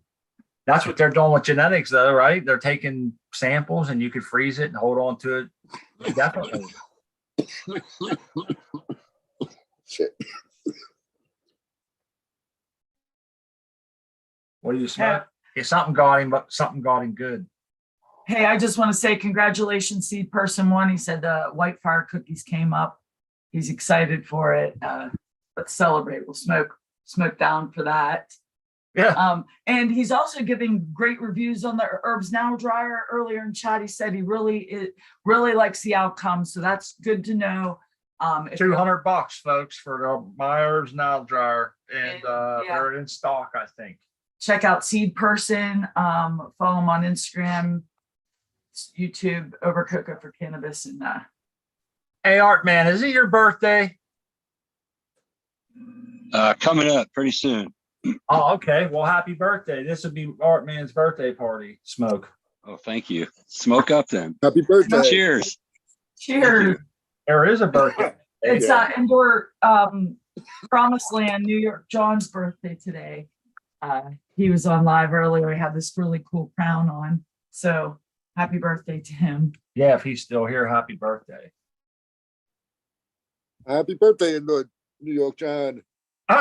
He says sounds like one too many Billy Mumphrey stories. Right on, dude. Right on. A story of Billy Mumphrey was a wide-eyed optimist. What the hell? He got caught up in the world of intrigue and espionage, or some shit I like thought that. she said hawk-eyed optimist. Maybe, I don't know. It's a good one, though. Yeah. I'm too hot. That's a Seinfeld reference for anybody out there that's a Seinfeld fan. Yeah, lots to celebrate. Let's smoke down. Fire them up if you have it. Yep, we got 15 minutes left. What's on your mind? What's on your mind, Tal? What's new? I've been smoking on this Time Wreck by Blueberry. And Is that what's choking you out? yeah, that was what just choked me out. But that was one from an old, that was like a half ton bong rip, and I just finished it. I just got a fresh piece.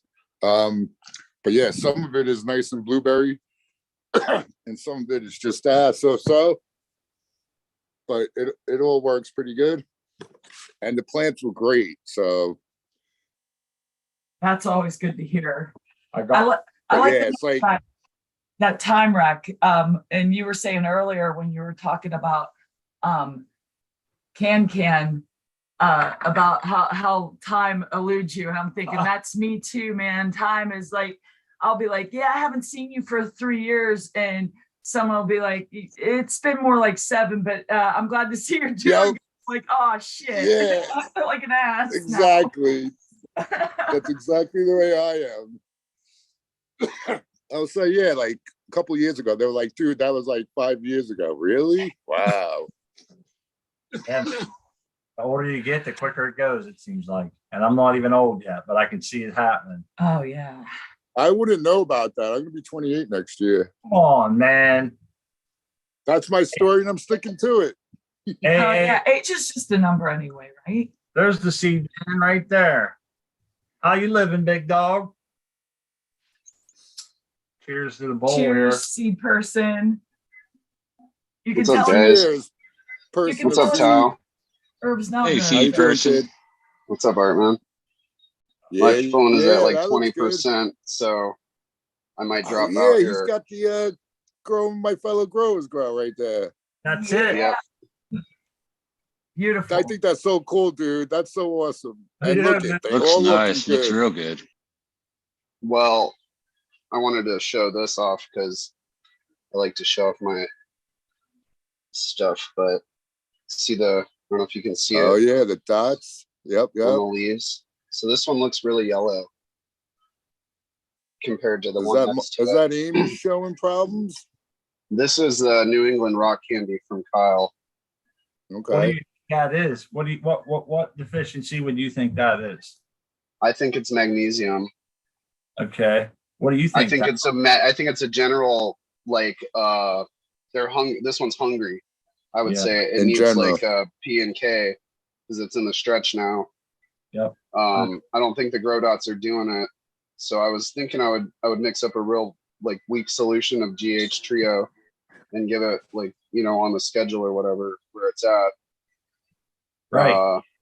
Just to try and save it a little bit, see what it does, and So then maybe bump it up from there. Is that all that's in the soil? Is pretty much the grow dots? Yeah. Yeah. And what's the base of the soil? Fox Farm Happy Frog. All right, so there should be some of everything in there. That's at these are like 70 days now, so I don't think How there's big are anything the left in pots? the soil. I think it's straight up on the grow dots right now. How many gallons? Right. How many gallons are them pots? 3-gallon So, pots. oh, only threes? Yeah. You're definitely running Yeah, out. those are big plants. Sorry, go ahead, Spot. No, I was gonna say he's definitely running. That's a large canopy for only 12 gallon. Yeah. Uh-huh. Yeah. Yep. Yeah, I would So- do that. I would definitely do that. I wouldn't be surprised if that rock candy wants more so it could grow big. You know what I mean? Yes, that's what I was thinking exactly. So And I just I hit them with a kinda- little bit of recharge, and then I'm gonna do tomorrow. They'll be dry again. I'll do the GH. And as a witness, like with Smart and the seed starting and everybody, it's so frustrating when you give the plants, different plants, all the exact same life, and some are just bitchy about it. You know what I mean? Pisses me off. When all the rest look beautiful and this one's just like, fuck you, man. Something Yeah. like, you build an equation and all parameters are the same except one, and it's like, what the hell, man? The only thing different is the seed, Yeah. So yeah, Yep. this is the Amy Aces in the back, the tall one. All right. She's looking Look at her happy. standing proud for you, Kyle. She looks finer than a new set of snow tires. And Beautiful. then here's the Velvet Punch. Right here. Dude, the Velvet Punch is good smoke, bro. Yeah, Yeah. I'm excited I about it. liked it. I just popped a seed You of know- Velvet Punch myself. So That's right. I'm telling you, I bet you boys will love it. And what's that one? Snow Cane, the Spartan cut. Oh, okay. Okay. Yeah, the seed spouse likes a sativa, so I got that one in there for her. What's that front left? The New England That's rock the candy. New England rock Oh, candy. yeah, that's right. Yeah. Yep, it might be. It's hungry. Which, Huh? as soon as you feed that, it should bounce right back. Hell yeah, it should finish out nice, man. And I agree with you. You want to get some nutrients on them so they can fill out for you. Yeah, They'll be- but like you're saying, I would go like a third or half or whatever, because you got the grow. And yeah, I don't know nothing about the grow dots other than a couple people having like timing issues, I guess, Yeah, his auto. Well, this is the my autos are over here. Oh yeah. The old formula of the grow dots apparently had CalMag issues that they didn't put enough in it. And that's what I'm Okay. using. So I wish I'd known because I have a bag Okay. of the new ones, but yeah, we'll see how it goes. And it's weird how, yeah, I don't know how to say this. I think like anytime something looks unhappy, I always think well, obviously it could be a lot of different things, but I think when there's a lacking of one nutrient, it prohibits the uptake of certain other ones, which Oh, for like kind of sure. snowball. Yeah. For sure, man. So a general, like if you just like, unless you really know, it's like, I just need calcium. Right. I think it's safe to say you should give all the, like give a full nutrient thing to a plant, you know? Yeah. But A balanced NER, man. right. So if you think you're low on magnesium, just give it the whole like load of whatever that nutrient lines tells you to put on it, you know? Ah. Puppy. Hey, there goes Scout. No, that's Faticus. Yeah. Atticus. Well, He he's fell a stone. that's Faticus. Look at him. Hey, he ain't missed a meal in a month of Sundays. I can tell you that. His eyes do look stoned, Oh my man. God. Nice. He is big. That's Unless my he's dude right there. Chinese. How you living, big Faticus? Look at him. Oh, so That's Looks awesome. like a happy puppy. I had to Yeah. take the catnip out because they were chewing on it already. It was too young. They were taking all the tops off of everything. that's awesome. They like that. They like to plop down in that light for some reason. Mine does the same thing. Hell, she'll crawl right in the tent, walk around, and if I let her crawl under everything, I posted a video the other day. I couldn't find her. Guess where I found her? Underneath all the Where she like Yeah, stays that's weird. She loves it in there. I've I don't know. It's the bright I've light. experienced that. Guess they like it. Well, I tell you what, you did a good job training them plants out. 4 different strains like that have that even in the canopy. Says a lot about your growing skills, man, and how much you pay attention. Thanks. It was actually my first time doing it. So it's all from what I've learned from you guys and everybody else on the community. I got to commend you too, because I remember watching. I'm like, man, that Amy looks small, but she shot up on you, huh? Yeah. And yeah, the Spartan one's looking really button up fat too, huh? You got some nice pom-poms on that one, man. They're set nice. They're all nice. Got fat tops. I agree. If someone showed me that plant, I would think 2 things, like you said, a CalMag and maybe some potassium. But I think what Tal said is a big deal. There is one plays on the other somewhat. You know, if you don't, it just, you know. I was thinking maybe even some sort of weird micronutrient deficiency, maybe. But no, you see right there, that looks like magnesium straight up. Yeah, you know what? I got this. I'll put a PDF in chat for people, which I love referencing all the time. And I don't know if the person is like, I hate steal. I don't know if I'm pirating it or not. Oh shit! But yeah, sorry. I just noticed the time. I don't want to jump into or push into Let's Be Buds. Oh, good point, man. See, good thing we I'm sitting here cranking on the bowl, not even paying attention. We're down to 5 minutes here, and we're all going to head on over to Let's Be Buds and get some dinner and a shower and some other stuff going. Early day at work tomorrow, but I appreciate you guys coming on and hanging out. We got to check out some of those videos early. Hopefully, it didn't bore everybody too much, but I hope it helps people understand how they're using silicate in their hydroponic system and what they're paying. Yeah, for. you went for Smart went the other direction other than Kiss. What's that? Keep it simple, stupid. Yeah. Well, yeah, you're right. Sometimes I do. That's why I said. But it's fun sometimes. But I followed it because of your narrating it.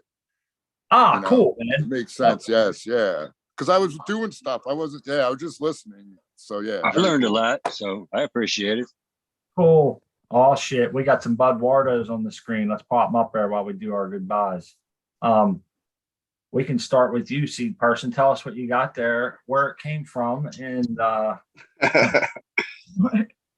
it's the Skywalker OG from Mephisto in the Herbs Now, and it came out really nice. Awesome. It's not obviously it's not the greatest bud density, but that's the stuntedness of it, I think. It looks it's like dried and great, you know. So you give the Herbs Now a thumbs up so far. Good smell, everything. Yeah. It smelled like a wet sock got- going into the dryer, and it came out smelling like the other Skywalker that I grew. That's cool. That's a good review. That man. thing's got some frost on it. Nice. Thank you. It makes you wonder if Yeah. some because those were the plants that got they ended up having problems because the grow dots they started flowering, but the grow dots had 3 weeks left on them, you know, and they were kind of getting Right. way too much veg newts during the Yeah, flowering. that view right there, the underneath view, you could see Yep. the I The- like that view. Like, yeah, you could see the white, you could see the resin on the yeah, right in there. You see that? Yep. I can see it from here. Oh yeah. Beautiful. Very Sorry, cool. I don't want to take all the time. No, good man. Hey, But yeah, Herbs Now was a great product. I'm glad I purchased it. cool, man. We always like to pass on those good reviews for something that's definitely in a lot of people's price ranges. Seed person, you want to start us off and tell everybody goodbye where they can find you? Yeah, cheers everybody. Thanks for letting me show off that stuff. I'm on IG at seedperson1 and seedperson1@gmail.com. I guess we'll slide over next to Towel. We're going to put the link in there, Breeders All right, Collective. hide and seek, count to 100 and try and find me. There you go. I like it. No, you guys all know I'm the American one. You know where to find me on IG. If you, I don't know if they can see me, but I'm the little guy with the American top hat. If you search the American one, I should hopefully pop up unless I'm shadow banned. But yeah, you'll find me around if you really want to. No worries. Yeah, that's good enough for me. Well, thank you for that, Tal. I put the Breeders Collective up there in the link. So if you guys want to check out any seeds from Tal and some of the other good folks around the community have their stuff up there. I think it's a cool thing what they're doing with the Breeders Collective. And then last but definitely not least, the art man. I had to get away from my furnace. I figured out what was going on. Next time I'll turn my furnace off. Oh, it was your furnace Anyway. kicking off. I got you. Something was Yeah, humming. yeah. I got sound. Yeah, I got sound deadening headphones. I didn't hear it. Ah, Anyway, okay.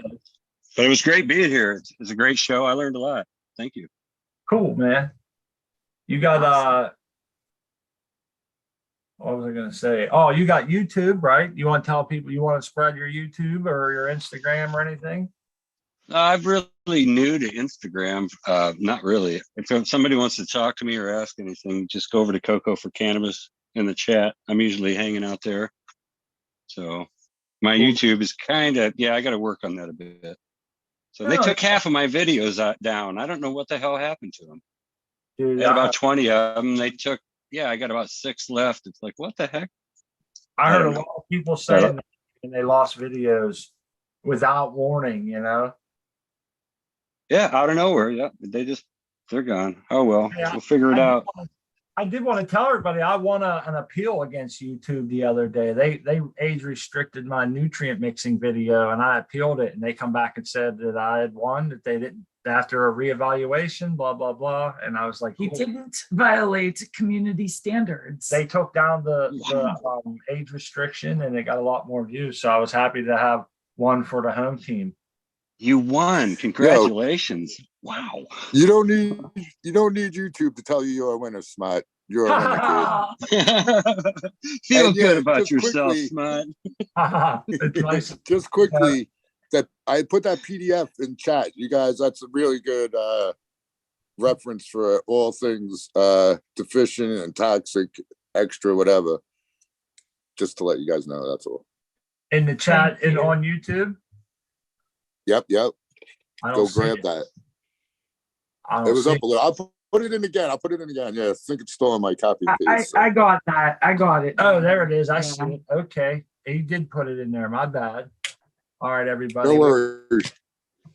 We ran over by a minute. Chris, do you want to go next? I just want to say I love you and Zol so much. It was awesome hanging out. It's always awesome hanging out with you. And I'll see you on Sunday, the Sundazed and Confused show. Yes. Thanks, everybody. Growers love, and we'll see